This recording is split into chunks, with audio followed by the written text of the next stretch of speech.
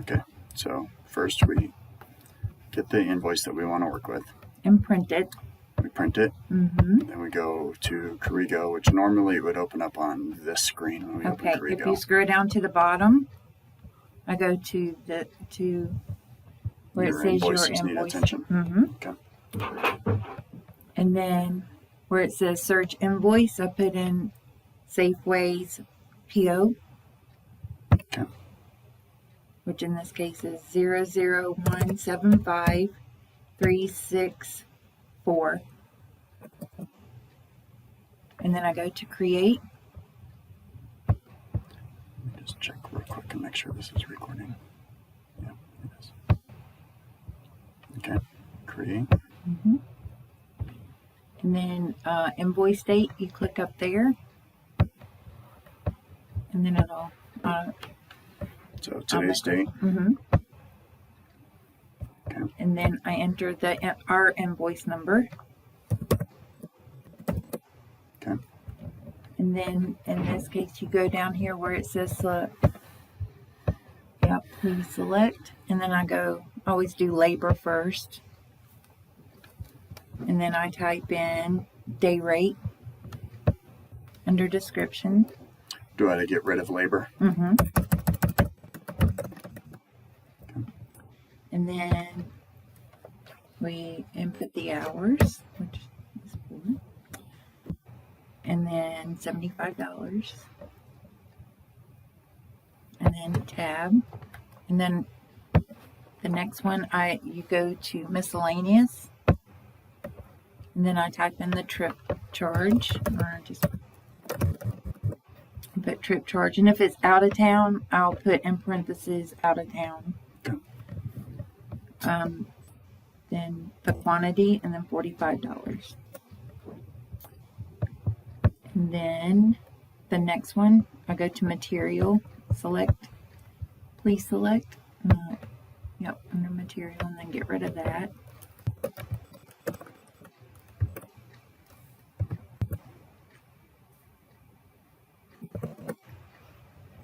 And then tab, and then select again, and material. And it's 120 and 102. Okay. And then I go to here where it says taxes, and I enter in the taxes. And then I always make sure these two match. Okay, our next thing is go to this drop down box. And I get rid of that description.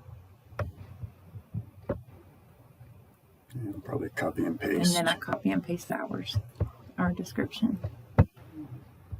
Let's see if...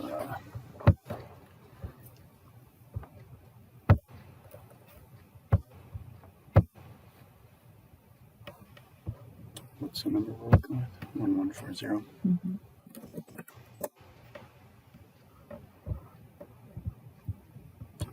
You don't put the work order number or service requested like we do, right? Yeah. Well, you don't tell that to them. Right. Okay. So just like that.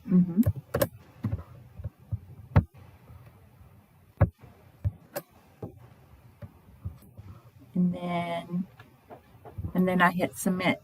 Sometimes when the guys don't put how many men are on the job or whatever, but normally they're good about putting all that in. But it'll tell you up at the top. It'll either say submitted or it'll redline it and tell you what you're missing.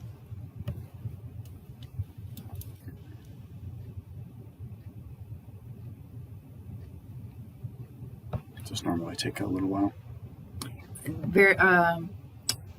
I spoke to Corrigo is having problems because I submitted. It's doing like it does now, and I submitted, and then whenever I emailed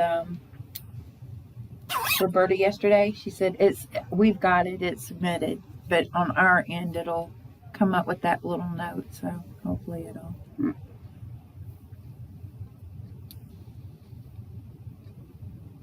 It submitted on their end, but on our end, it looked like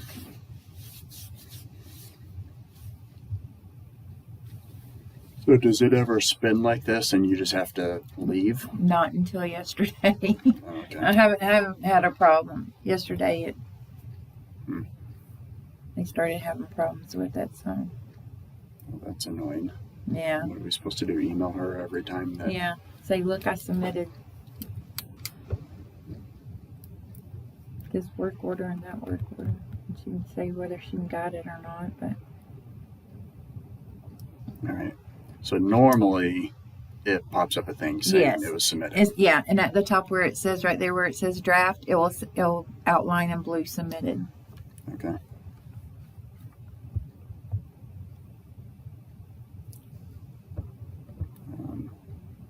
Okay. So in this case, I wonder if I We'll should have hit to- submit again or just X out. Would it, if, do you think it would save? Like, suppose I hadn't hit submit. If I just X'd out, do you think yes, it would it will save? save. So exit why don't out and we I'll try show you that? it. It'll say draft, or it'll say draft here and edit there. So where normally it would say submitted.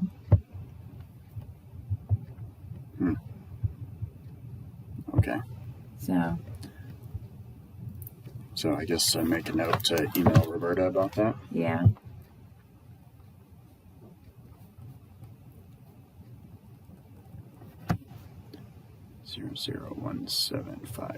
0017536 And I will email you or forward you the email where Roberta said that the two that I did yesterday submitted, even though in here it looks. That's annoying. Yeah, so I wonder if I hit submit again, I wonder if it would do anything. you can try it. I had 4 invoices to them yesterday. 2 of them went through and said submitted, and 2 of them did not. Just sat there and spin like that. And then, Okay. Well, let's move on to Verisae. We'll just let this go. So, what's our work order number for the next one? Verisae is 1097.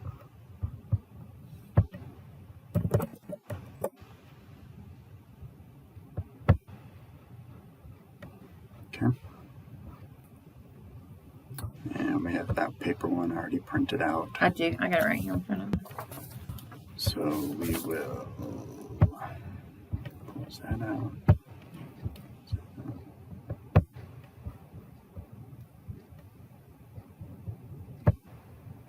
So spinning.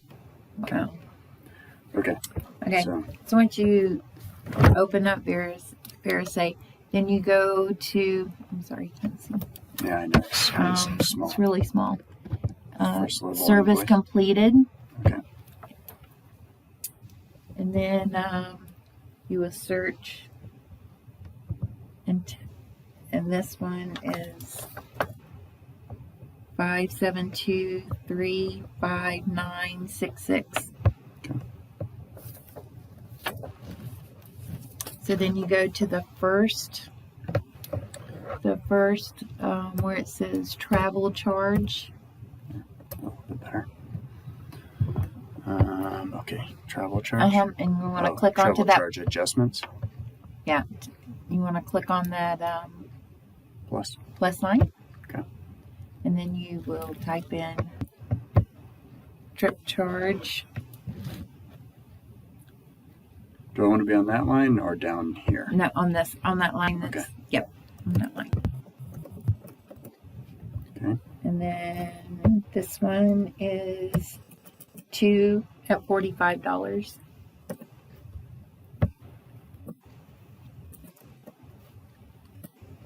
And tab down, or I scroll down until you get to labor.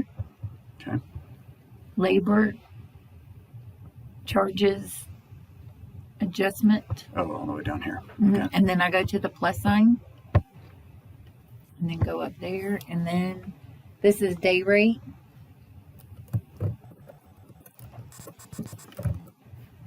Okay. And then $75.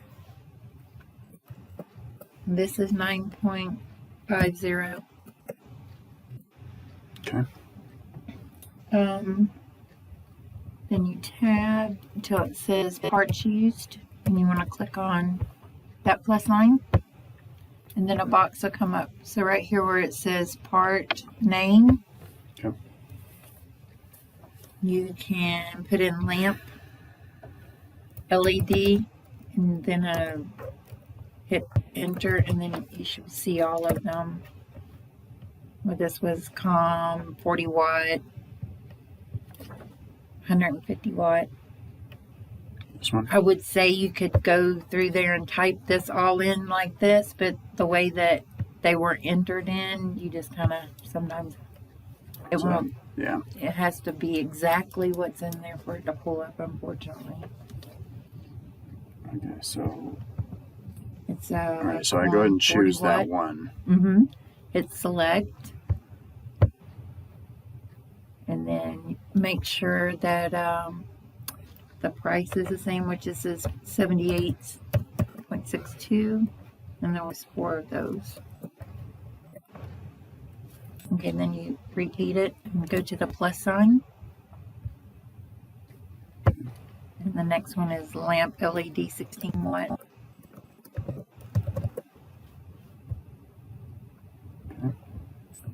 And those are $38.98.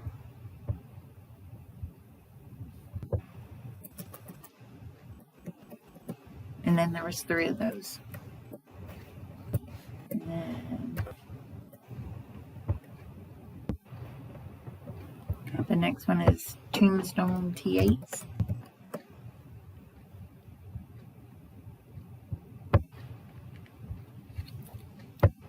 And they are $6.84. And there's 2 of those. Okay. And the next one is Ballast 3.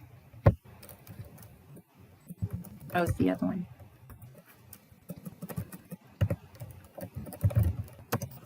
Lamp T8. And it is $42.44. And there's one of those.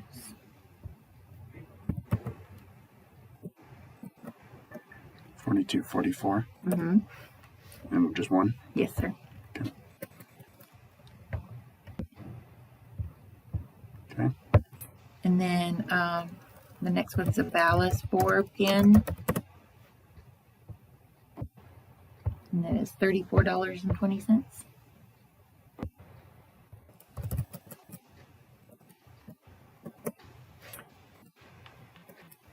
And then there's, yep, one of those. Okay. Then you go here where it says parts tax. Mm-hmm. And that's $35.22. And then go down to where it says miscellaneous charges. Okay. And tap on the plus sign. And then go up to that box.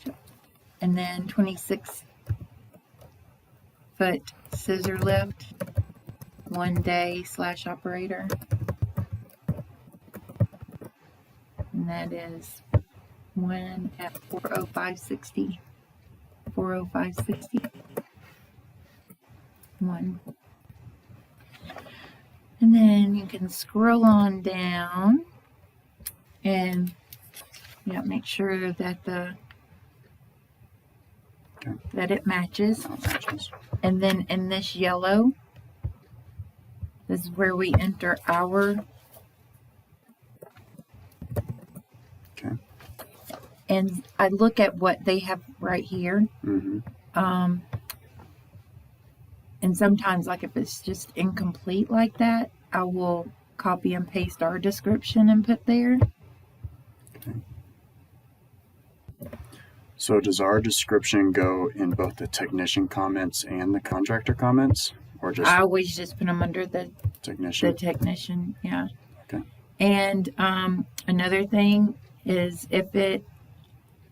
I do it to all of them, but we got an email a while back where the guy, whoever, but anyways, we have to go to upload the invoice. Yeah, we have to upload the invoice. So Yeah, I remember Mark Saba was wanting that. Yeah, so I do it to all of them. I think that email back years ago was like if it was $500 or more or whatever, but I do it to all of them. I couldn't remember. When we got that, what was her name? I just started. What's Kim's sister's name? Oh, Andrea. Andrea, yeah. Okay, so the invoice was uploaded. Okay. We don't put anything in contractor comments. No. Okay. And then I go submit. Submit for review. For review, yeah. And then hit OK. A lot of the time, or some of the time,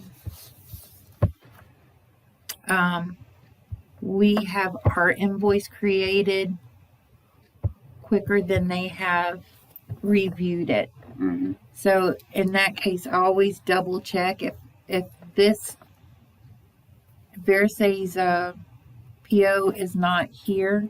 I double check by going to service. What is that? Service providers. Yeah, providers. And then I go down to pending site review and make sure that it is that, that it is there. And then I just put pending and put it in the file for the next day. So we can still process everything even if it's pending site review? I've never really tried that. Okay. So you would just wait. You would wait until it gets out of pending site review. Until it goes to. Because a lot of times, sometimes I find that where the guys didn't completely do their end and it's still under assigned. Mm-hmm. And then that way we have to go in and clock out or whatever. Yeah. You know what I'm saying? Okay. To finish it up. But you probably do that all the time. You probably catch it before it gets there. So. Okay. Anything else you want to say on that? That is it. Okay. So we print it. We take it to we mark it on the paper invoice, V for Verisae, Yes. your initials and the date. Yes. Or CP for Corrigo Pro, initials and date, or E for email. Yeah. And M for mail. And we mark on the customers tab in the notes section where to send invoices to if it's a customer that's outside of Corrigo or Verisae. Right. And we print the invoice. Well, we already printed it because we put our initials on there. Then we take it to the bookshelf, put it in the top right of the bookshelf is the stack of invoices that have just been sent, and we file it by number in there. Right. But first we need to go to QuickBooks. Yes. I don't have QuickBooks on this computer, but we would go to QuickBooks, we would mark it final. Yes. And we would go to ClockShark and make sure that the PO number has been made inactive. Right. Once you're in QuickBooks, when you mark it final, you have to make sure that the cents, because it's most of the time, it's off by a penny. Yeah. So I just go to like the trip charge and I make it. Adjust it by 1 penny. Yeah. And make sure all the tax codes are the correct number. Yes. That they would match the numbers that are in here. Do you have to adjust those very often? Not very often. Okay. But if I miss doing these when I'm processing the invoice, then they'd be sent over to QuickBooks wrong. Right. So you do double check that, yes, though. I tried to, yes. And then once it's paid, then Kim gives you, whoever gives the pay remittance stub. Right. You attach that to the invoice. Right. And then the right-hand corner, I put paid, whatever date it was paid. And then I punch holes and then file them in the binders. Okay. All right. And that's it. And that's it. Hopefully.